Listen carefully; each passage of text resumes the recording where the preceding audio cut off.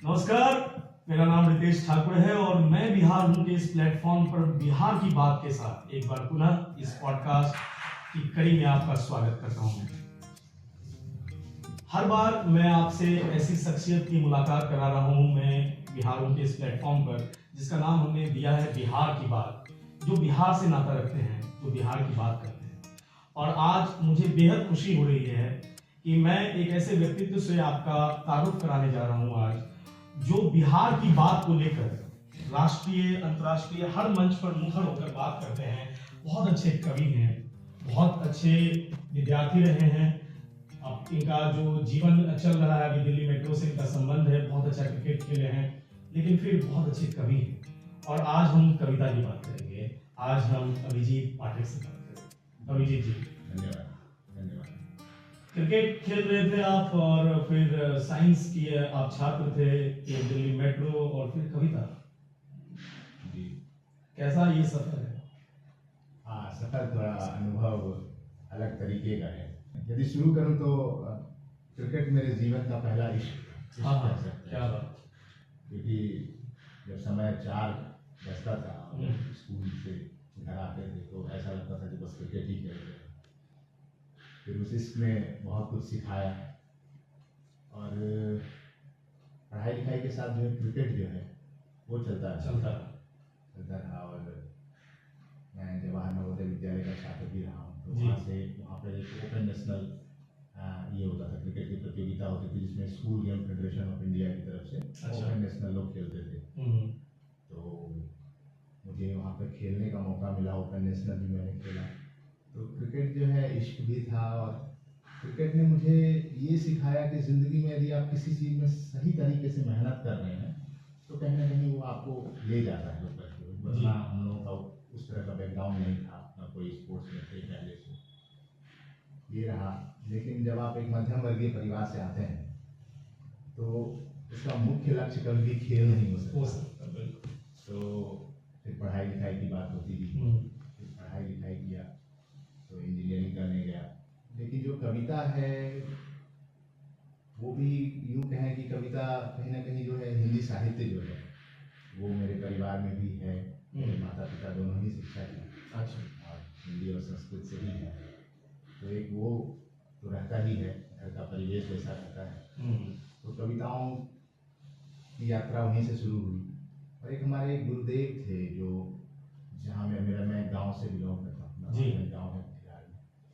तो वहाँ पे एक हाई स्कूल है, वहाँ पे एक शिक्षक थे श्री गोपाल प्रसाद दुबे। वो हाई स्कूल के शिक्षक थे, लेकिन मेरे पिताजी एक बार मंदिर में मुझे ले गए, मंदिर में ही रहते थे वो, तो वहाँ ले गए कि इसको कुछ बताइए सिखाइए।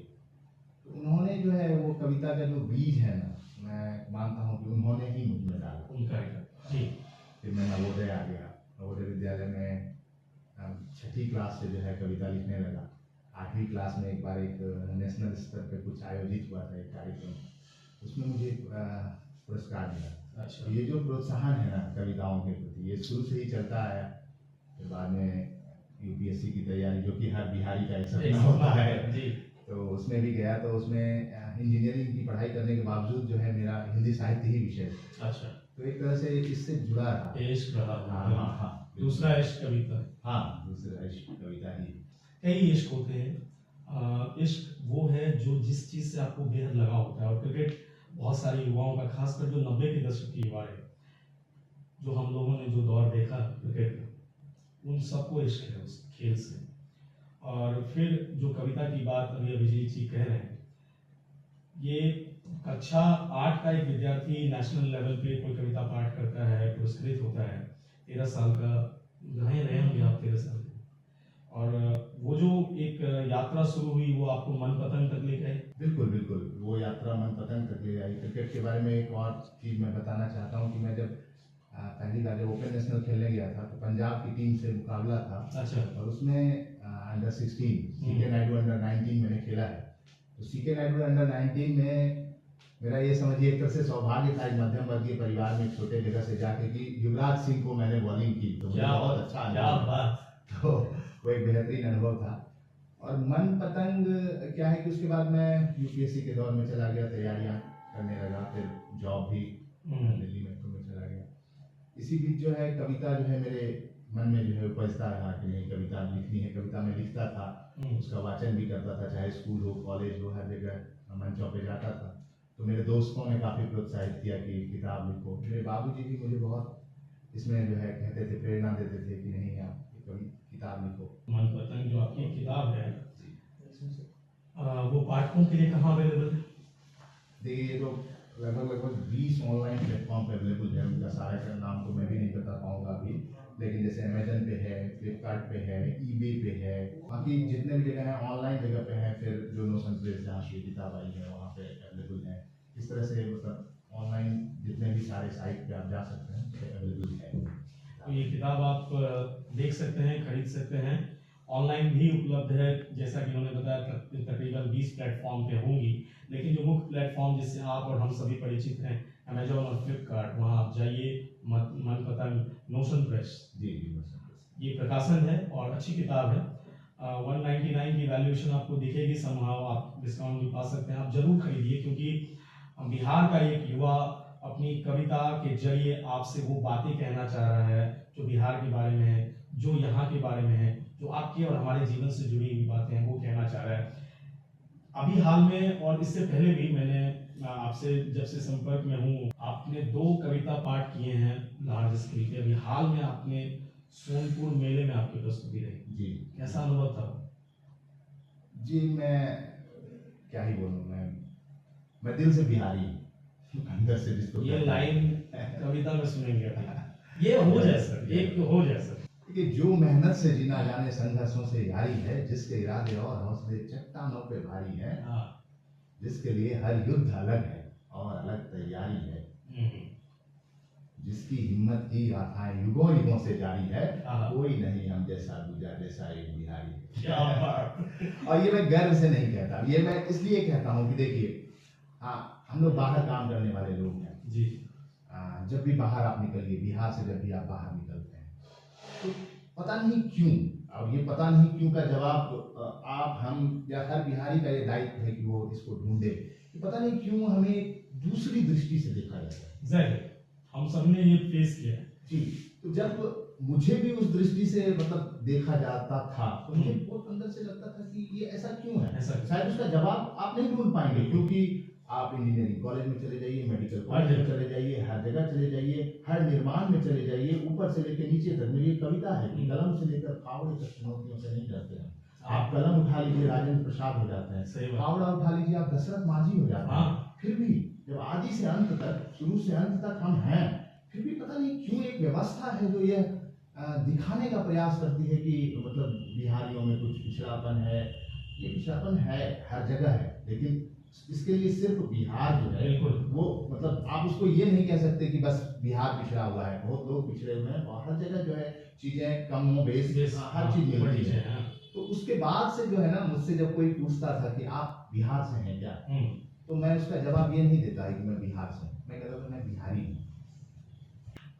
और फिर मैंने लोगों को यह भी समझाने की कोशिश की कि देखिए बिहार जो है ना, बिहारी से बढ़िया मित्र नहीं मिलेगा आपको। और मैंने मतलब जो है अपने इसमें ग्रंथों में आप देखिए कर्ण, बिहार कर्ण की धरती है और आंध्र प्रदेश। और मुझे इस बात का गर्व है कि मैंने बहुत सारे मंच पे गया। मैं बिहार फिलहाल भी सोनपुर भी गया, या फिर उससे पहले भी बहुत सारे हाथरस में करते हैं कि बहुत अच्छे मंचों पे किया, अच्छे लोगों के साथ किया। तो वहां पे भी मैं एक चीज जरूर कहता हूँ कि बिहार कर्ण की धरती है। और यदि कर्ण का जो जीवन चरित्र है, आप उस चरित्र पे यदि आप जाएंगे तो बिहारियों से मिलता जुलता चरित्र है।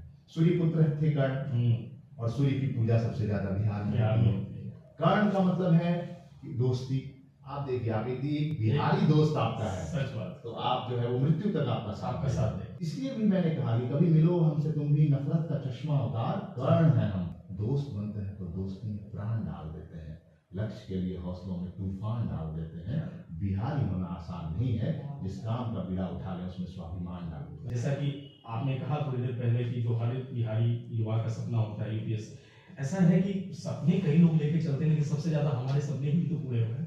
देखिए बिहार की मिट्टी में सिर्फ उर्वरा शक्ति नहीं है, बिहार की मिट्टी में एक मतलब जीवन चरित्र है। आप बताइए, हम जिस क्षेत्र से मतलब मैं कटिहार से आता हूँ, लगभग 4 महीने ये बाढ़ का क्षेत्र डूबा रहता है, पर फिर भी एक बार दिल्ली में, अभी मैं दिल्ली में रहता हूँ, तो दिल्ली में अभी एक बाढ़ आई थी। लोगों ने कहा बाढ़ आ गई, बाढ़ आ गई, हर दिन पेपर में आ रहा था। लोगों ने मुझसे भी कहा, लोग यहाँ से फोन भी करते थे कि बाढ़ आ गई। मैंने कहा कि गंगा किनारे का एक लड़का, बाढ़ हमारे तरफ आती है। इससे तो हम बारिश का पानी कहते हैं। हम वो हैं जिसे समय ने जब जब बंजर में फेंका है, हमने पसीना अधिक बहाया, हड्डी को ताप में सेका है, और फिर बंजर को फिर स्वर्ग बनाते बने, समय पड़े समय पर भारी है, तो कोई नहीं हम जैसा दूजा जैसा एक बिहारी। मैं एक वाकया सुनाता हूँ, मतलब ये 2 मिनट में। मैंने पढ़ाई जो है केरला से की है। मैं एक बार जा रहा था, कुछ विदेशी हमारे ही कोच में जा रहे थे, तो मतलब उन्होंने बात करना शुरू किया, तो फिर वही शुरू हुई कि from where you belong to, I said I belong to Bihar. फिर उन्होंने कहा okay Bihar. Then suddenly she took a book from her bag. उसने अपना बुक निकाला बैग से, उसमें बिहार वाले chapter, she was like okay Bihar. And then to the surprise of everybody, और मैं तो शॉक्ड था, वो बिहार चैप्टर के पहले लाइन में लिखा होता, I don't know what book that was, उसमें लिखा हुआ था कि it is the land of looters and goondas. The first time was that amazing.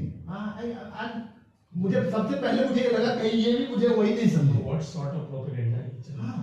अब बताइए, अब यदि कोई फॉरेनर, कोई एक ट्रेवल गाइड या कुछ इस तरह की बुक होगी, और यदि आप, मतलब वो ऐसी बुक थी ना जिसमें ये भी लिखा हुआ था कि सरोजनी मार्केट जाइए तो if they are claiming 1000 rupees then you have to say 10 times lesser, that kind of thing was there.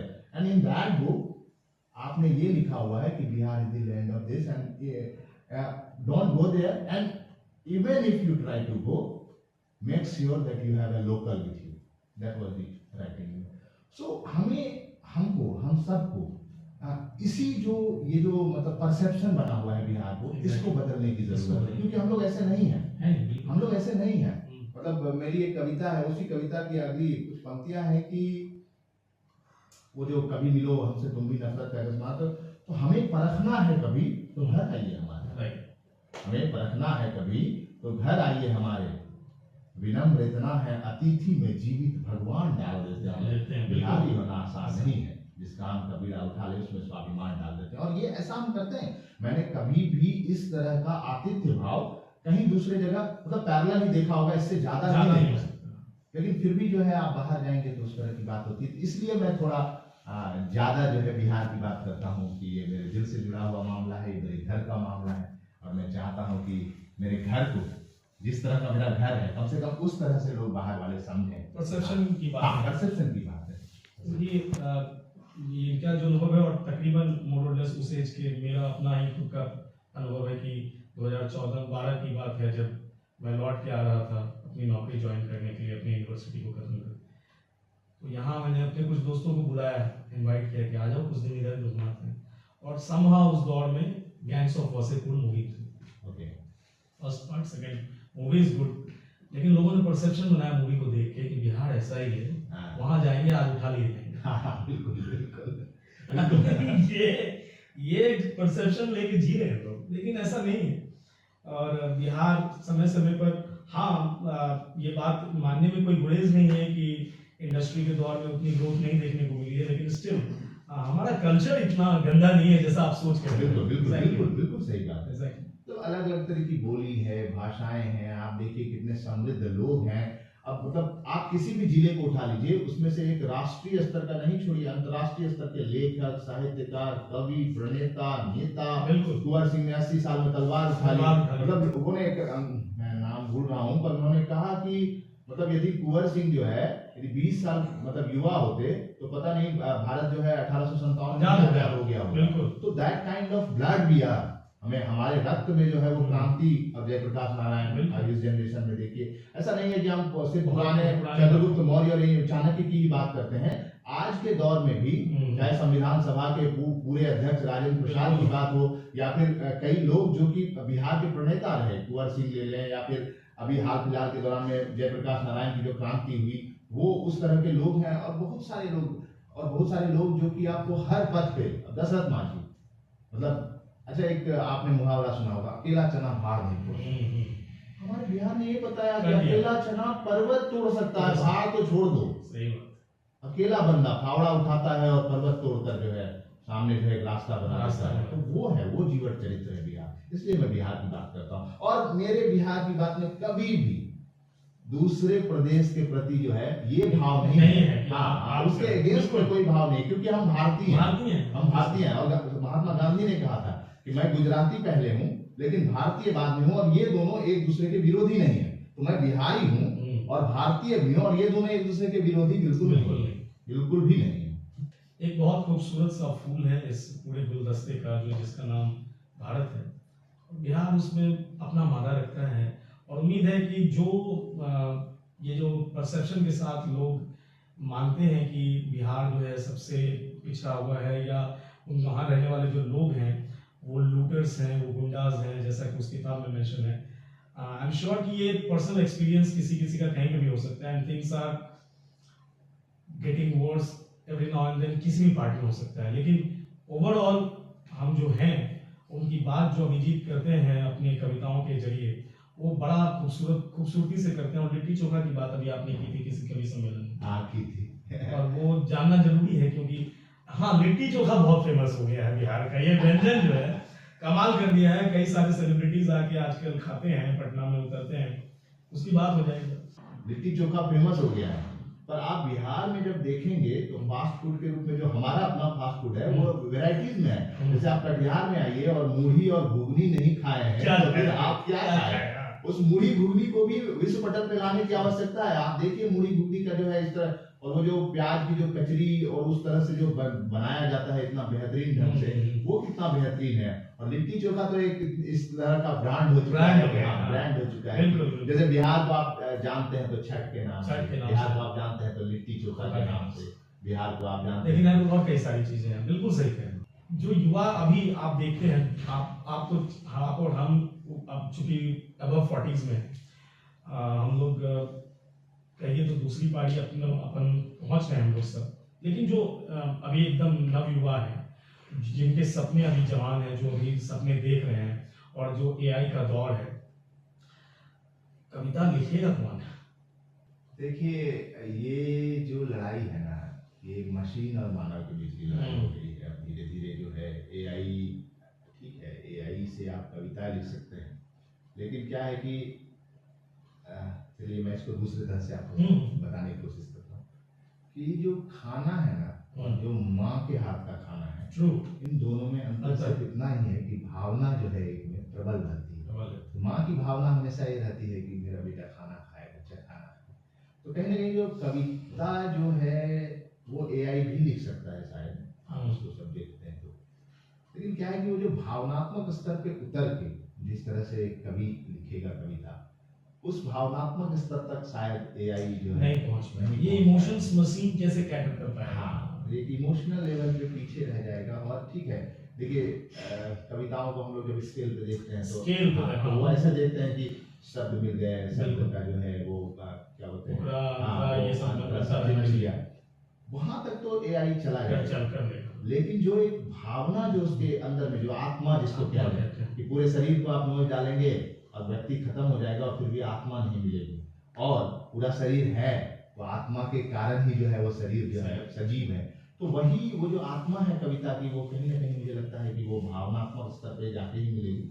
मुझे लगता है कि अभी वो दिन बहुत दूर है शायद जिसमें कि एआई जो है उस भावनात्मक स्तर पे जाके कविता ये बिल्कुल सटीक तरीके से समझाई हुई बात है। क्योंकि मैं जो युवाओं को अभी, हालांकि यहाँ कम है लेकिन फिर भी है, मैं देखता हूँ कि हर चीज़ के लिए थोड़े से तो हम डिपेंडेंट हो गए हैं अपने स्मार्टफोन पे, हर चीज़ पे हमारी मेमोरी थोड़ी वीक हो चली है, क्योंकि हम याद नहीं रखना चाहते चीज़ों को, for that we have machines. लेकिन वो भावना की बात जो वो कह रहे हैं कि जो भाव, ये जो किताब है जिसकी बात मैंने अभी पॉडकास्ट में की, जो भाव इन्होंने इस मन पतंग में दिखाई, ये भावना एआई नहीं ला सकता। एआई स्केल की बात कर सकता है, एआई मुखड़े के शब्द को अंतरे से मैच कर सकता है, लेकिन जो बीच का जो कुछ चीज़ है जिसमें वो शब्द लिखे हैं जो कवि समझता है, वो शायद अभी थोड़ी दूर की बात है। सच बात है। जी जी बिल्कुल बिल्कुल। और इसमें क्या है कि जैसे यदि थोड़ी देर के लिए किताब के बारे में बात करूँ तो इस किताब में ना आपको महाभारत के कई चरित्र मिलेंगे, कई ऐसी चीजें हैं जो आप सच में जानना चाहेंगे, जैसे कि भीष्म और कृष्ण के बीच में क्या संवाद हुआ और वो उसने क्या बोला। मतलब इसमें एक कविता है मेरी पसंदीदा, वैसे तो एक कवि है तो उसका हास्य सृजन उसे अच्छा ही लगता। मतलब कुछ हो जाएगा आपके पास कुछ में कुछ इस किताब में ही है तो आप हाँ, इस किताब में ही है तो मैं एक कविता जो भीष्म कृष्ण संवाद है उसमें ऐसे शुरू होता है कि सरसैया पर लेटे पितामह है ध्यान मग्न नारायण में यमराज खड़े आलिंगन को, कब सूर्य जाए उत्तरायण में। जब सूर्य उत्तरायण में जाते तो भीष्म पितामह को अपना प्राण त्यागना था। और कृष्ण की मतलब मैं 4 पंक्तियां उनकी सुनाता हूँ कि कृष्ण ने यहाँ से शुरू किया कि हे भीष्म, प्रश्न बहुत व्यापक है, मैं किस विधि अपना पक्ष रखूं, पर प्रश्न में लांछन धर्म पे है, मैं खुद को कैसे निष्पक्ष रखूं। ये है कि जब आपने धर्म पे ही प्रश्न जो है धर्म पे है तो मैं अब निष्पक्ष नहीं रहूंगा, मैं आपको इसका जवाब जरूर दूंगा, क्योंकि ये जो है आपने बिल्कुल धर्म पे ही ये प्रश्न उठा दिया है। तो हे भीष्म, आपने सब देखा कि वंश में कितना मेल रहा, लज्जित आहत यहाँ धर्म हुआ, छल कपट का इतना खेल रहा, और कैसे पांडव का इस युग में जीवन प्रतिपल विस्मान हुआ, इस युग ने देखा है सब कुछ किसका कैसे अपमान हुआ। ये थोड़ी देर पहले जो हमने बात की, ये जो लयबद्धता है ये हो सकती है, लेकिन अंदर की जो बात है, जो भाव है, वो इन लाइन से आती है। जो व्यक्ति समझता है अपनी संस्कृति को, या जिन्होंने पढ़ा है, गूढ़ता से पढ़ा है, अंदर घुस के समझा है चीज़ों को, वो बात करते हैं ऐसी। और ये बातें कविता के माध्यम से जब आती है लयबद्धता के साथ, तो बहुत सुनने में कर्णप्रिय लगती है, नो डाउट। और अभिजीत जी से बात करते रहेंगे, कविता चलती रहेगी और समय का अंदाजा नहीं लगेगा। अभिजीत जी, अंत में जो सबसे बिहार वाली लाइन कुछ जो आपको सबसे प्रिय हो और जो बिहारी को झकझोड़े, वो झकझोड़ देने वाली कुछ ऐसी कविता जो कि बिहारी युवा सुने। देखिए, एक संदेश कह सकते हैं। हाँ, देखिए क्या है कि जीवन में परिस्थितियां तो आती रहती हैं और कभी उतार आता है, कभी चढ़ाव भी आता है, कभी चढ़ाव है तो उतार है। यदि जीवन में आपके कभी उतार वाला क्षण आ गए तो उस समय के लिए है कि रोक लो उड़ान को यदि पंखों पे घाव है, रोक लो उड़ान को यदि पंखों पे घाव है, और कह दो आसमान से कि ये महज ठहराव है। और इन्हीं घावों से हौसलों में उफान आएंगे, इन्हीं घावों से हौसलों में उफान आएंगे, पंख वापस आएंगे और आसमान में तूफान उठेंगे। क्या बात। तो क्या है कि मेरा यही एक संदेश कह लीजिए, जो कह लीजिए कि कभी भी जीवन में जो है संघर्ष के बिना कोई जीवित नहीं है। तो एक कविता मैंने पढ़ी थी, मेरी कविता नहीं है लेकिन उसकी पंक्तियां थी कि सच हम नहीं, सच तुम नहीं, सच है महज संघर्ष।